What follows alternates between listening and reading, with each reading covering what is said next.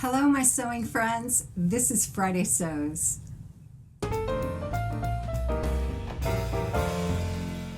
I'm Jen, and this is the sewing room where some good stuff and some not so good stuff happened this week. Got a couple of things to tell you about, and then I've got some patterns to show you, which I'm kind of excited about. Okay, let's start with the bad news, because it's always better to start with the bad news and then end on a good note, right? Okay, the bad news, 2 sewing fails this week. I hate saying that because generally that means that you've spent a fair amount of time and energy on something that just is not working, and you can't get that time or energy back. And I hate to feel like it's been wasted, but yeah, in this case it kind of has. I made the wide strap maxi for my friend and my neighbor Kim, and it just didn't quite work for her. And here's the thing, you know, when I make things for myself or when I make them for others, it's a custom made garment, and we have a whole lot higher expectations of that than we do of something we just went into a shop and bought, you know, straight off the rack. Well, yeah, sometimes it works great and other times it just doesn't. So, you know, it's like, well, okay, can we salvage that maybe? Maybe. I don't know. We're still working on that. But yeah, so maybe that's a semi-fail. I don't know. The other thing is this, which is Butterick 4669, which is a vintage pattern from, I don't know, around 1980, something like that. But this is a size small. And what I should have done was make a size medium. Well, I don't have a medium, and I'm not so, you know, thrilled about this pattern that I want to get another one. So I tried to enlarge it, and that didn't really work. But that's not the main problem. The main problem is this chiffon. I think all chiffons are not created equal in the end. In this case, this got the short end of the deal because this chiffon is just, ugh. I mean, I'm not a great fan of chiffon anyway, but this stuff just ravels and ravels and ravels. And it ravels to the point where you can't do a rolled hem on it because it'll just fray enough to where the stitching just comes right off. And that makes me sad because I've used chiffon that has not done that. And so I thought maybe I could salvage it with some bias binding, and that just looks terrible for one thing. And for another thing, I tried to grade this up, and I didn't do a very good job, apparently. Fit and grading patterns, you know, in general is not my forte. So this, you know, I've fiddled with it enough that I think, no, I think I'm done. It just didn't work. And it was the swimsuit cover-up for the Sew Maxi for Mother's Day that I was going to work on. So, yeah, that would just, no. Yeah, sometimes you just got to call it quits and go, well, that didn't work. And then you move on to something that does, which is McCall's 5844.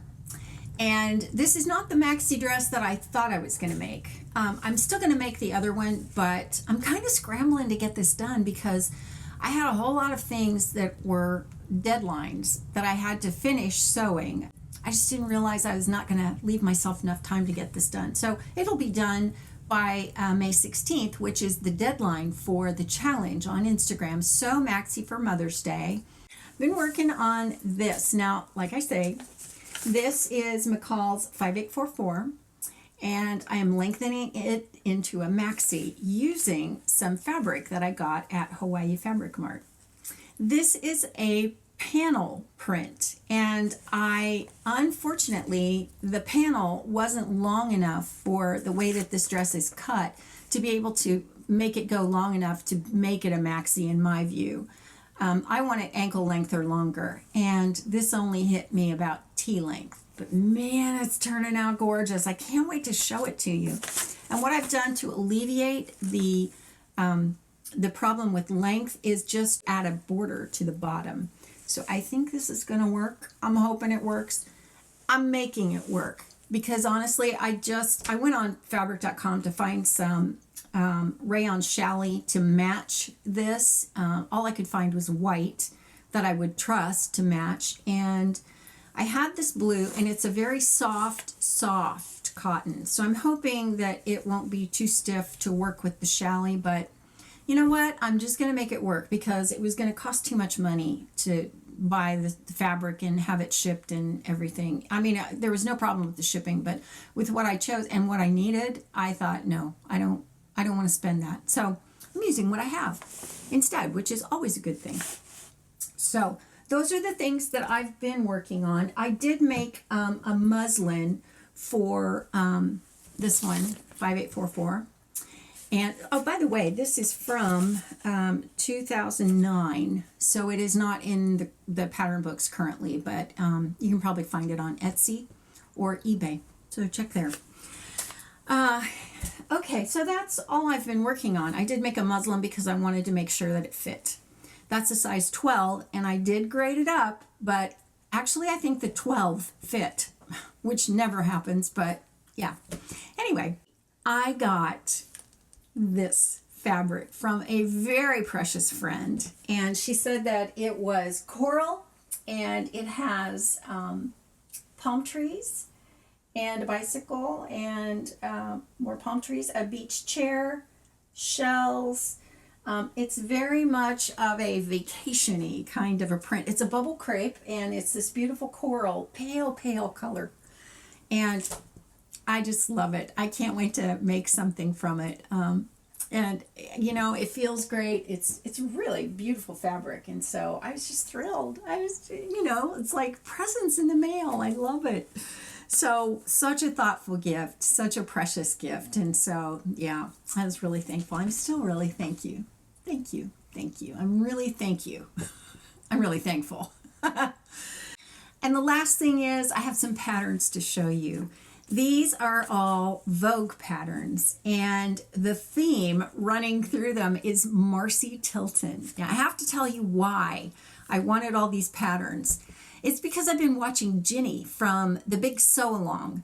Ginny makes a garment every week, and sometimes two in a week. I've been kind of going through the backlog of her YouTube channel, and she is wonderful to watch. She's so comprehensive. You can tell she's a teacher. She works at a fabric store, and I think she's probably taught classes because she always goes into not a huge bore you to tears kind of detail, but a plenty of detail to be able to point out to you the pitfalls and the quick ways and the here's how it says to do it, so here's how you do it kind of ways to do a pattern. Wow. And she does a lot of really easy things. She goes between big four and indie, so you know, she deals with all kinds of ways to make a pattern and all kinds of drafting. And I have just thoroughly enjoyed her. So please go over and give her channel a look and see how she does stuff, because you'll get hooked. I promise. Well, some of the patterns she's been doing lately have been Marcy Tilton. So Marcy Tilton has always been a designer that I've kind of gone right by. I don't pay a lot of attention to her patterns because I just think they're so crazy out there.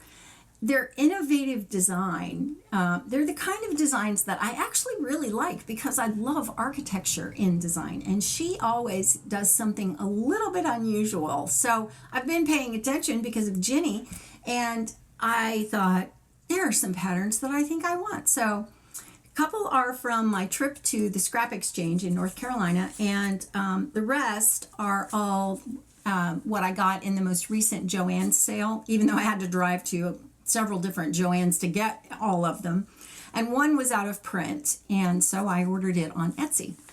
And it came in yesterday? Gosh, I had like 3 things come in the mail yesterday, and it's like Christmas. Okay, so let me show you these. The first one is Vogue 8582. It's from 2009, and it is a top with sleeve and neckline variations. And they're all really interesting. I love the tank. It's got kind of an asymmetrical neckline with a contrast neckline and armhole bindings. And then you've got a long sleeve version of the same thing, but with bindings that match and long sleeves. And then you've got kind of a crunchy turtleneck situation on one of the neckline variations. but they all have an asymmetrical hem. And the thing about this is when you look at the line drawings on this, it's like, whoa, that is so cool the way it's cut. So it's very simple, but I just think it looks really awesome. So it's the kind of thing that I would wear with shorts, probably. I wear shorts that are longer, usually. And I also have like cropped pants, but this would look so awesome with a pair of cropped pants, or even a pair of wide leg pants. I think it would look really cool too. So I'm really excited about this one, actually. From 2014, I have Vogue 9057, which is another asymmetrical top. It's almost like a t-shirt, and I've seen several t-shirts like this. So I don't know that it's anything special, but it is Marcy Tilton, and I know because of that, it's probably going to be drafted really well. So it says easy. I'm sure it is, because it's just a t-shirt with an asymmetrical hemline. So there's that one. This is the one that was out of print. It is Vogue 8876, and it is a dress style lines. I love the style lines on this. It's princess themed, but it kind of goes like this.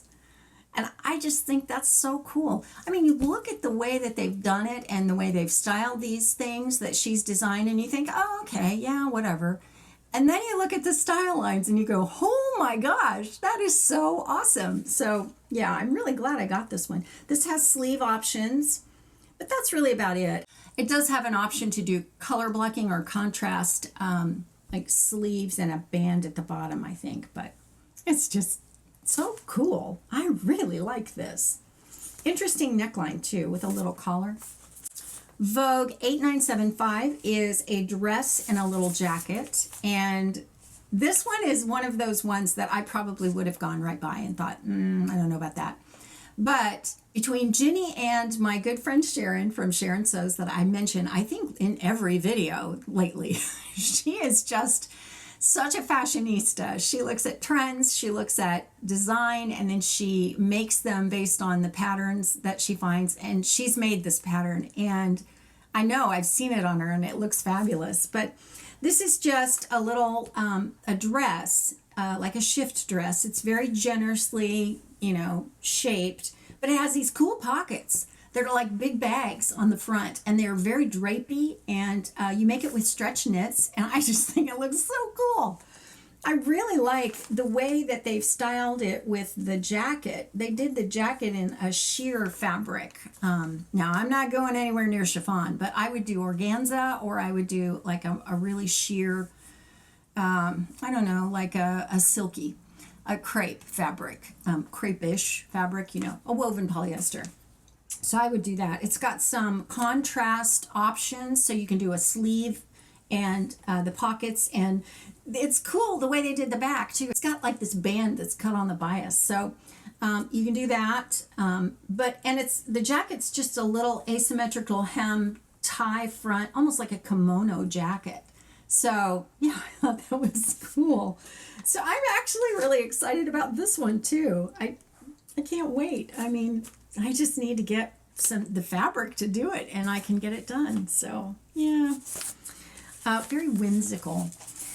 I got Vogue 1689, which is a top. I would probably wear this as a jacket, and I do not like the way they've styled it. But what caught me about it, of course, was the pocket welts on the side, the way they're done, and it's kind of in a greater than, less than shape, like an arrow. I just love that. And I love that it's got a 3/4 sleeve that's gathered into a button cuff. I just love the way they did this. I think it's just a really cool top. It's just really interesting, like all of her patterns are. Vogue 1694 is something that I really like because it's reminiscent of Simplicity 8640, which is probably my favorite dress of all time. But this, you can do a lot of color blocking with, and it's just got all these interesting shapes going on. You can do it sleeveless or with 3/4 length sleeves.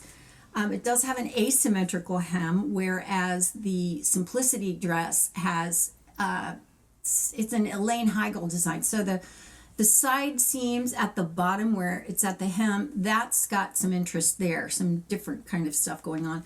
So this is very similar to that, but it's different. It's more complicated. And this also has a pocket in an odd place, which I think is, once again, you know, I kind of went right by this, and then I gave it a second look and thought, oh my gosh, the way they color blocked this linen one, really, really pretty. So yeah, gonna give that one a try. And the last one is Vogue 9108.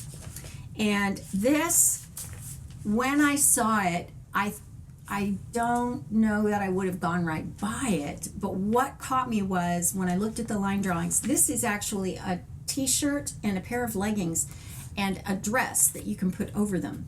But the dress is what I like because it's got, in the back, it's got straps that cross, or you can do the back in a different variation where it has kind of a yoke that comes down and goes across and comes back. And on the yoke one, you have the back bodice piece, or this, you know, the skirt, the back is it's pleated into the yoke, whereas on the straps one, you have it like a piece of elastic that goes across. It's made for knits, and I just think this is a great sundress.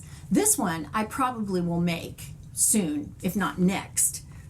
As long as I have the fabric. And I think I would want to color block this out with just solids because that'd be easy. You do use rayon spandex, gosh, my eyes don't work lately, cotton spandex, medium weight knits, lightweight ponte, drapey stretch wovens. They even call for a mesh knit lace jersey as one of the options for one of the contrast blocks. I just think it's cool. It's just so cool. Yeah, really looking forward to making that one. I think that's about all the sewing that I have to tell you about.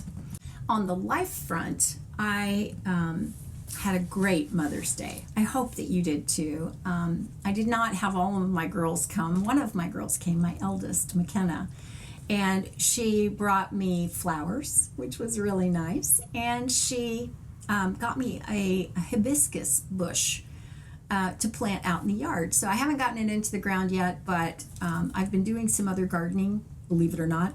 Black thumb, we'll see. I don't know. Life finds a way, right? I'm kind of counting on that. I got some seeds, and I even got a tomato plant. Oh my gosh, boy, talk about ambitious and high hopes. I guess we'll see. It's just in a little container, so I don't know. But anyway, I had a great Mother's Day. We had two of my favorite meals. We had Italian from Carrabba's. We got takeout after church, and oh my gosh, they make the best Italian food. The pasta is amazing, and I got, I forget, rigatoni? I can't remember, but man, it was so good. And then burgers and fries on Saturday night, and we got fries from Five Guys because they make the best fries. So all in all, it was fantastic. We played canasta because that's kind of our thing. That was always my thing with my mom, and now it's my thing with her, and also my thing with my girls because they didn't want to get left out of the fun, so they all learned to play it. And so every time any of them come, we always play, or they play with each other. It's really fun. And I gotta tell you, little pro tip on Mother's Day. My mom lives far away from me, so I very often will go online to one of the, floral gift places that charge you an arm and a leg to send something. I always get her chocolate-covered strawberries. And this year, I completely forgot about Mother's Day. I mean, it just totally escaped me. I don't know how that happened, but it did. And McKenna surprised me, so I didn't know she was coming. So she got here and she said, oh, here's what I did for my mother-in-law for Mother's Day. And she said they went online and they found flowers at a grocery store near her mother-in-law, and they had them delivered with Instacart. I thought that was genius because they spent a very nominal amount of money. I mean, I think the delivery was like $20, but if you get, flowers from a grocery store are not nearly as expensive as arrangements as you would get from another place. So I took her advice and I went online and I found a grocery store that's near my mom that she often shops at. And I couldn't find chocolate covered strawberries actually in any of the grocery stores near her. But I got strawberries, I got blueberries, I got flowers, and I got chocolates, and I got chocolate coconut macaroon cookies, because my grandmother used to make coconut cookies, coconut macaroons, and I thought, I think my mom really liked those. So I did that and had it delivered, and because it was the first time I've had anything delivered, the delivery was free from Instacart, and she loved it. I thought, wow, I am so doing that from now on. Man, anytime you have a gift like that you want to send, locate it at a grocery store and then have it delivered via Instacart. That was amazing. So that's Mother's Day. And then there's a tip I want to give you. Sherry from Granny's Sewing Room is one of my favorite YouTubers, and I watch her all the time, and her channel is centered on her relationship with God. I know that's not what everybody has, and that's not what everybody wants to watch, but I love that. And I love that because I'm a person of faith. I mean, my life pretty much begins and ends with God. Okay, I don't talk about that overtly. I hope that you just see that in my life coming out, but I don't do that because I know it's not everyone's experience, and it's not what everybody wants to hear, but it's who I am. So you get who I am. So you're getting it no matter whether I'm talking about it or not. But here's the thing.